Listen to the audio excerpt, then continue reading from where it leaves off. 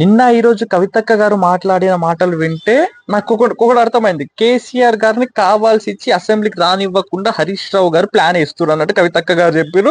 రేవంత్ అన్న కూడా సేమ్ అదే మాట చెప్పిండు. కావాల్సి ఇచ్చి కేసీఆర్ వస్తే హరీష్ రావుని ఎవరు దేకరు, ఫోకస్ అపోజిషన్ లో ఉన్న ఫోకస్ మొత్తం కేసీఆర్ పైనే ఉంటది.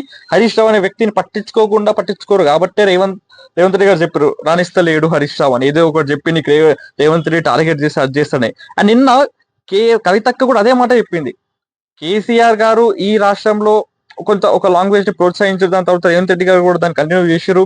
కేసీఆర్ గారు అన్న మాటలకి రేవంత్ రెడ్డి గారు కూడా అదే వే ఆఫ్ లో చెప్పారు, ఆన్సర్ చెప్పారు. అంటే కేసీఆర్ గారిని కూడా రేవంత్ రెడ్డి గారు కొన్ని మాటలు అన్నారు.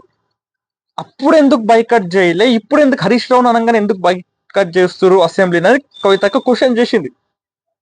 ఏంది కేవలం హరీష్ రావు గారిని ఒక మాట అన్నందుకు బైకట్ చేసిపోతారా? కేసీఆర్ గారిని ఎన్ని తిట్లు తిట్టినా రేవంత్ రెడ్డి గారు ఎప్పుడన్నా బాయ్కాట్ చేసిన హరీష్ రావు గారు? మొన్న అది కరెక్ట్ గానే అనిపించింది. కరెక్టే కదా, రేవంత్ అన్న కేసీఆర్ గారిని కూడా చాలా మాటలు అన్నారు. నిన్న మొన్న ఎప్పటి నుంచో తెలంగాణ ప్రజలకు ద్రోహం చేస్తే నాలుకకు వస్తామన్నారు, బందకేసి కొడతాం చాలా అన్నారు కదా. అప్పుడు ఎందుకు ఇది చేయలే? హరీష్ రావు అనగానే ఎందుకు చేస్తారు? ఎందుకంటే ఇప్పుడు వాళ్ళకు కింద కామెంట్లు పెడతారు. ఇప్పుడు నీకేం తెలుసు నీకేం తెలుసు వాటర్ గురించి నీకేం తెలుసు? తెలంగాణకి వాటర్ ఎట్లా వస్తాయి, ఎంత సైడ్ లో వస్తాయి, ఎవరి మీటింగ్ ఎన్ని ట్రిబ్యునల్స్ ఉన్నాయి నీకేం తెలుసు?